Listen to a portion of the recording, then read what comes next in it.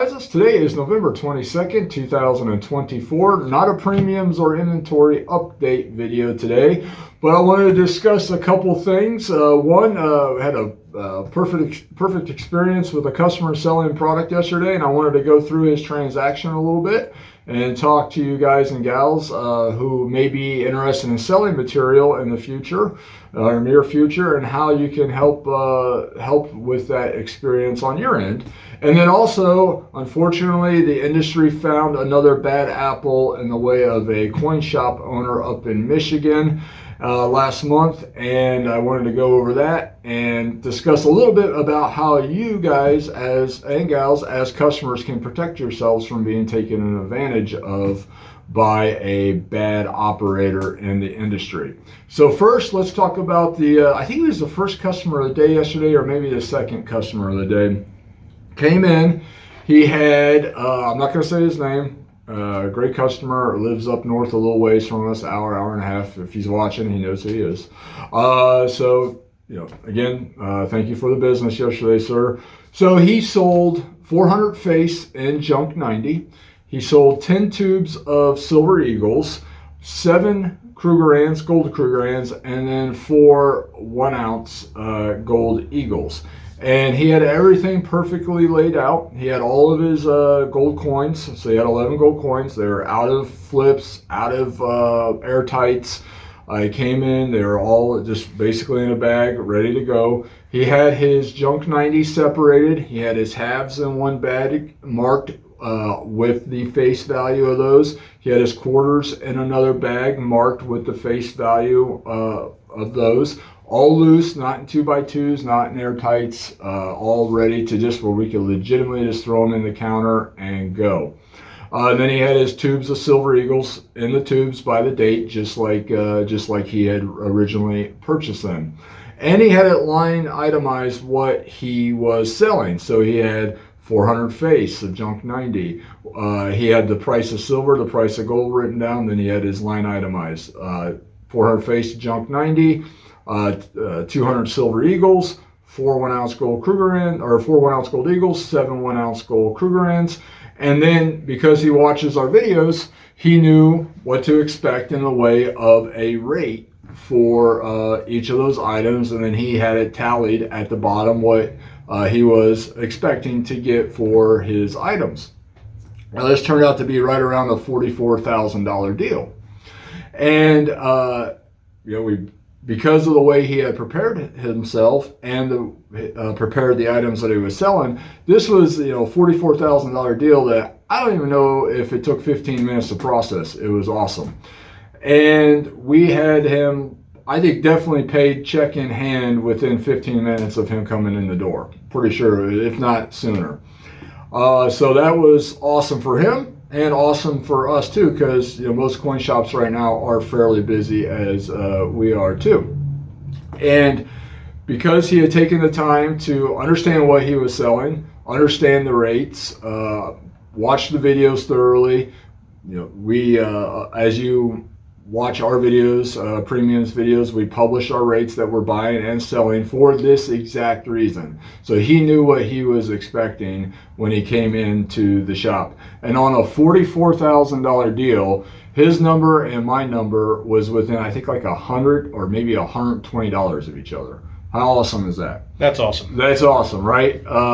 It's like difference of 0.2%. Something along those lines. So it was like the perfect transaction, and a large part of that was because he had taken the time to prep his goods, if you will, his wares, to where he knew exactly what he had that he was selling, and he had taken the time to watch our videos and understand the pricing points.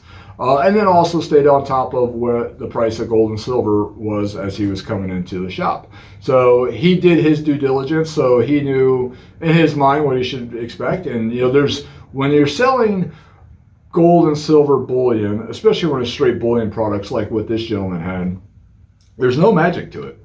It is really very, very straightforward. And that's why we do our videos, because we want to make sure we can eliminate all of the questions that possibly could arise before the transaction even occurs, because time is of the essence. Time is money, and that is definitely, it took me a long time to learn that, but it is definitely the truth. So the more we can pre-prepare you guys and gals, the better it is for us and the better it is for you, because who wants to stand around in a stuffy coin shop all day?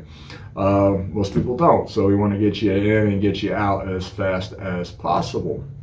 So I got some examples out here of how to bring in your coins and jewelry versus how maybe not to bring in your coins and jewelry. Now, let me preface this by saying, if you're totally a novice at this, let's say you legitimately, like, you inherited a coin collection, whether it's from a deceased spouse or a father, grandfather, mother, and you're not familiar at all with what it is, just leave it as is, because it can be maybe more of a detriment when you really don't know anything at all about it, and that's totally okay.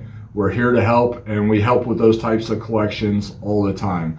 But if you're a seasoned stacker, if you're someone who is been involved in storing precious metals for a while, you got a clue as to what you're doing, and you know what makes sense and what doesn't make sense. So, like I said, if you're totally novice, totally like had a collection given to you or inherited or whatever, just leave it 100% as is, because it's just going to be, we don't want to have any mistakes be made. All right. But now if you're a guy or gal that's been in the stacking community for a while, let's go over some do's or don'ts. All right. So start here, Tim. If you have material that's U.S. government, U.S. Mint issue stuff, just leave it in the original packaging, just like what you see here. You got 10-ounce platinum eagles, you got some silver dollars, proof silver eagles, whatever. Just leave it just like that.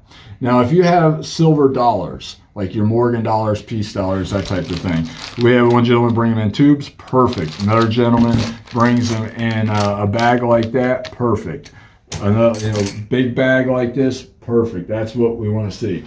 What we don't want to see, what slows down the process, is when coins come in like this. Now, this is just a cheapo album of foreign coins, really of little to no value.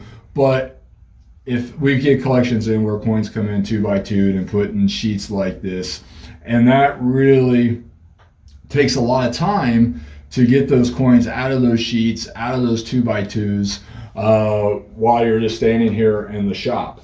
And oftentimes we're busy, right? So we legitimately just have the customer come sit in the corner or stand in the corner and legitimately just pop the coins out of those 2x2s. And because we have to have them, especially like when we're talking about Morgan dollars or peace dollars, we have to have them out of those 2x2s so we can verify them. A gentleman brought in a collection yesterday of, I think there was 30. They're all cold dollars, a mix of peace dollars and Morgans. They're all 2x2'd or airtight holders, and we had to remove them. He and I removed them from the packaging, standing at the counter. And the reason why we did is we ended up finding 2 fake peace dollars in there.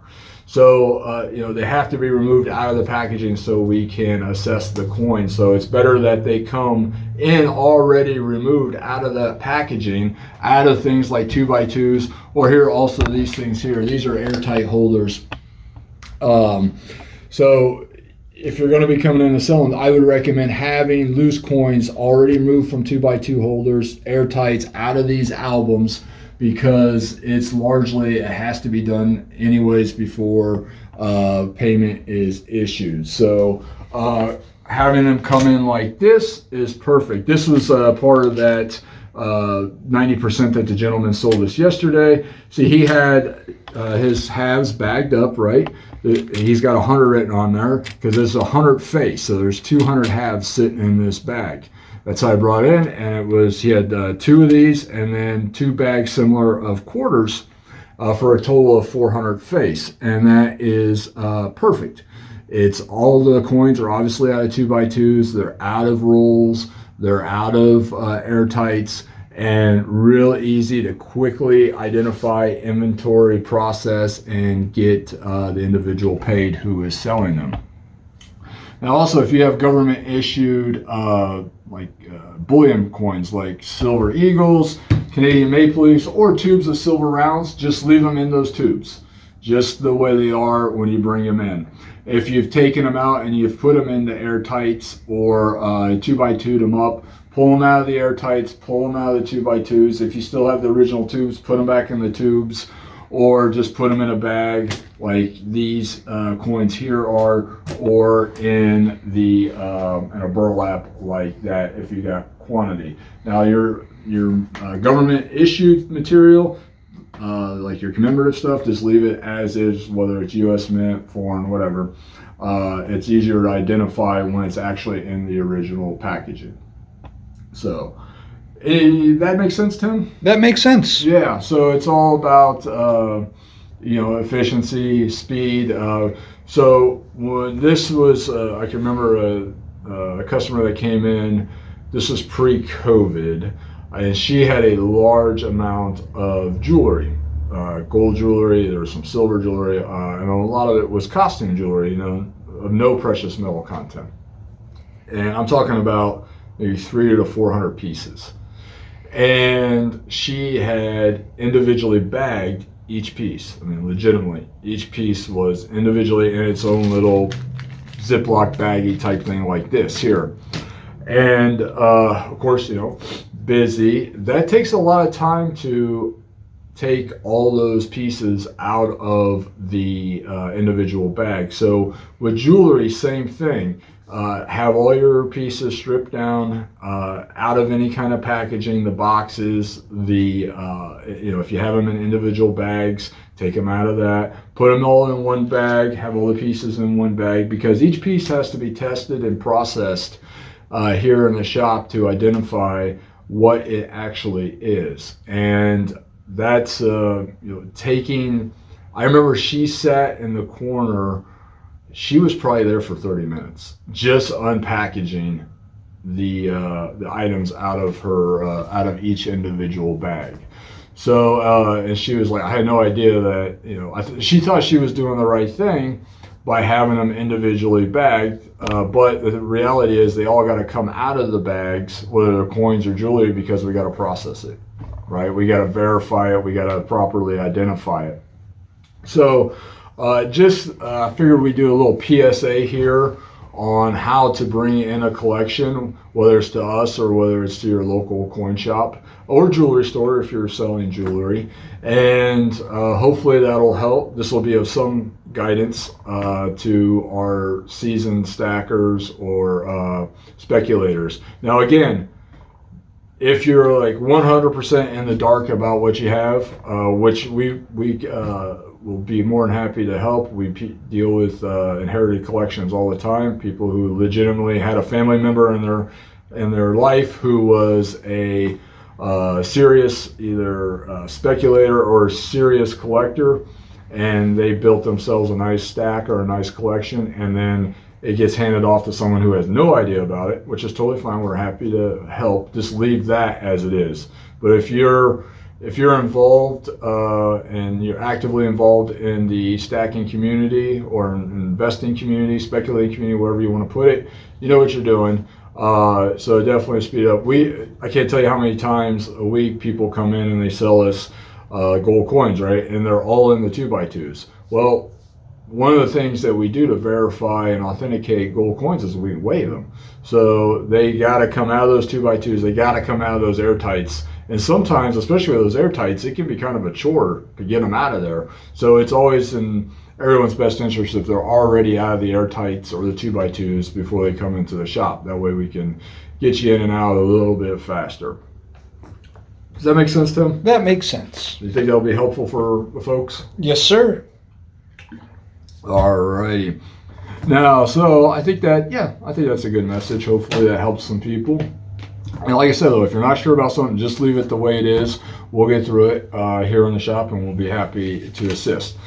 Now let's talk about a bad operator that came up on the interwebs recently.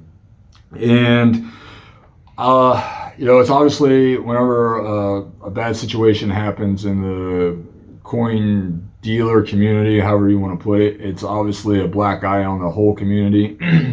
And coin dealers and jewelry store owners and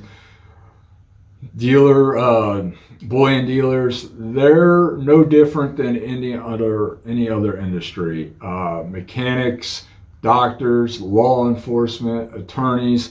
Unfortunately, there's a small percentage of people that are in our industry who are either straight out bad operators or they turn bad over time. And unfortunately, it can be pretty devastating for individuals caught in their path. And so another situation recently took place up in Michigan. This is all information that you can find online. I'm not going to talk about anything that is not already published online, so you guys and gals can take a look at this for yourselves. I just printed out a story that a website, casino.org, published about this individual.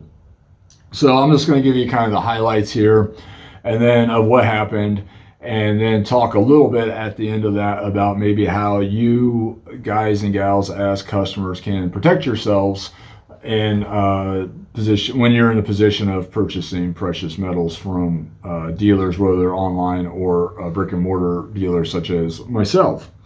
So let's just give you kind of a synopsis of what happened. Again, this is all online material. You can all find it. I'm not going to talk about or say anything that is not publicly available to you guys and gals. All right, sorry for the break there, folks. I had a Starbucks delivery. All right, so let's talk about this gentleman. All right, so this was a coin jewelry and precious metals dealer from Bay City, Michigan. So he is accused of bilking his customers out of hundreds of thousands of dollars and then going and gambling on their dime. So prosecutors believe this guy's name is Matthew Burton, was using money from gold sales to gamble at the Soaring Eagle Casino up in Michigan, largely playing the slot machines, which is pretty dumb. So based on the readings of his player's reward card. So here's what happened basically. On numerous occasions, this coin dealer named Burton accepted money from customers in exchange for precious metals, but failed to provide the goods. This is the classic story, right? But at the same time, he gambled upwards of $5 million at the Soaring Eagle Casino in Mount Pleasant. This is according to court records that this website is publishing. So Michigan State Police began looking into Burton in January of 2023. And that's the frustrating part about these stories, is it always takes so long for the investigation to get to a point where something is productive for the victims.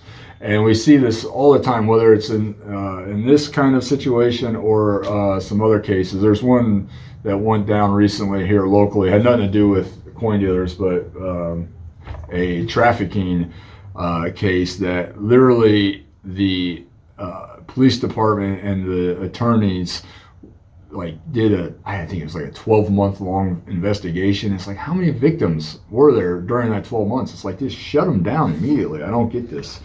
But anyways, Michigan State Police began looking into this gentleman in January of 2023. When he allegedly stole or took $127,000 from a customer in exchange for precious metals, so stackable gold and silver. He then left the state for over a year without fulfilling his end of the bargain, according to the prosecutors. That same month, Bay County Sheriff's Office began looking into him and launched an investigation after receiving a complaint from a customer who paid this gentleman $20,000 for gold and silver. The man ended up receiving about $9,600 worth of that, and then it was given a promise that the remaining balance would be paid in silver at a later date. But unfortunately, months passed and that obligation was never fulfilled, even though the customer numerously reached out to Burton's like, hey, where's my stuff? The victim never did receive his silver. When investigators learned that Burton was a regular visitor to the Soaring Eagle Casino, they obtained the history of his Players Club reward card. which showed that he plowed over $5 million into their slot machines and cashed out just over $4.2 million. So he lost $1 million. One day he received this $20,000 from the one victim. He put over $33,000 into the slot machines. That's amazing, right? That's the casinos are raking it, man. So he was obviously hooked on the slots at this casino. Other victims came forward and are claiming that they owed sums ranging from $1,000 to over $60,000, either in bounce checks that they were issued or in material that they were promised but never got. And this guy is scheduled to appear, they have arrested him, I guess. He appear in courts supposedly. He looks like he had already one date, and today he's back in court, according to these people. So the most serious charge is false pretenses of over $100,000 or more, comes with a maximum sentence of 20 years in prison. All right, so every once in a while, a story like this pops up in the industry, whether it's Republic Metals, Northwest Territories. This guy, there's probably a dozen incidences that people can find throughout the last 20 years of where something serious like this has happened, where people have lost significant amounts of money. Don't know if those people will ever be made whole, but I was obviously a black eye on the industry, and it sucks that people lost their hard-earned money. So how can you, as a consumer of precious metals, protect yourself in a situation like this? Well, obviously, number one is, and this is true with anything, it doesn't matter what industry it is, whatever product you're looking to purchase or consume, is deal with a reputable dealer. Deal with that doesn't matter whether you're buying a car or you're going to a doctor or whatever. You want to deal with someone who has a great reputation, right? So someone who probably has been around for a while. That's number one. Not that they can't go bad, because there's been incidences of that too, but also has a reputation of, one, paying on time, right, at the moment, or also providing goods or the service at the time of payment. So it is kind of interesting to me. We write, on large bullion deals, we'll write checks as form of payment, and I'm asked somewhat regularly, which kind of surprises me, by the customer that we're writing the check to, can I go ahead and deposit this? And I'm like, to me, it always seems odd when I'm asked that question. It's like, of course, yes, I would deposit it immediately. It's, I guess that's the thing, though, that people are issued checks from time to time that are not coverable, and they're asked to wait. That seems very weird to me. If we write you a check, it's the funds are there. Definitely go cash that check, go deposit that check, whatever, get your money.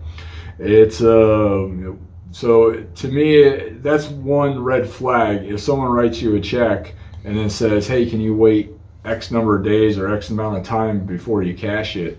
I don't know about that. That seems off to me. So that's number one. And the old saying, cash and carry. Well, that is always a good thing, right? The problem is with that, gold's now over $2,600 an ounce.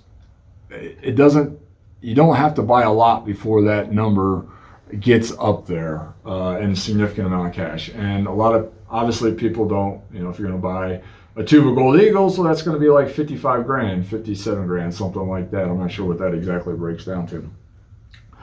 So, that's a lot of money to walk around with. But at the end of the day, that's no more money to walk around with than coming into a shop and picking up a tube of gold eagles. It's legitimately the same thing. If you can come in with your cash and walk out with your gold at the same time, or your silver, I always highly recommend that. Now, in the United States, we do have a form we have to fill out. It's Form 8300. We are required by law to do that when we accept more than $10,000 in cash. And that's true with anybody. If you go to the your local car dealer and you buy a car for cash and you give the guy 50 grand, he's got to write a Form 8300 too.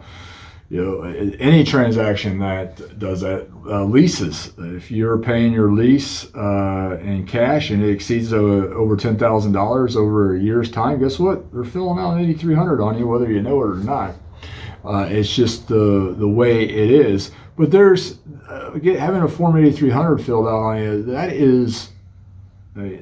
That's not anything to be scared of. I've literally have been a part of that thousands of times, whether it's me filing one for a customer who has come into the shop and spent over 10 grand, or having them filed on me because we buy material with cash from distributors from time to time, and that happens, and that's just the nature of the beast. That's how business works in the United States. And not once, and I mean literally not once, and however many years I've been doing this, has the government ever reached out to me and asked me about, on such and such date, John Smith came into your shop and you took $50,000 in cash from him. We need to know about that. They have never, ever reached out to me about a transaction in which I received cash or a transaction in which I paid cash. So they don't care. They're so busy. People spending 50, 100, 250 grand in cash. That's nothing on their radar that they are concerned about, as long as you're just going about your everyday regular business without trying to create problems. Now, there are people that try to circumvent the law. They are very interested in those people. But if you're not, and you're just following the steps that we all have to take, they don't care. They don't care at all. They don't have the time to care. They don't have the manpower or the resources to care. So it's nothing to be concerned about. Legitimately, we do them all the time, and I've had them filed on me all the time. So cash and carry if you can. Now, obviously, a lot of shops, if you want to make a large purchase, you want to buy thousands of ounces of silver or tubes of gold eagles, for example, that may not be readily available. The shop will have to source those. That's understandable. So there's got to be some giveaway there. But you want to deal with, in those situations, I think you want to deal with online brokers or brick and mortar stores that have a history of dealing with those transactions in a short period of time.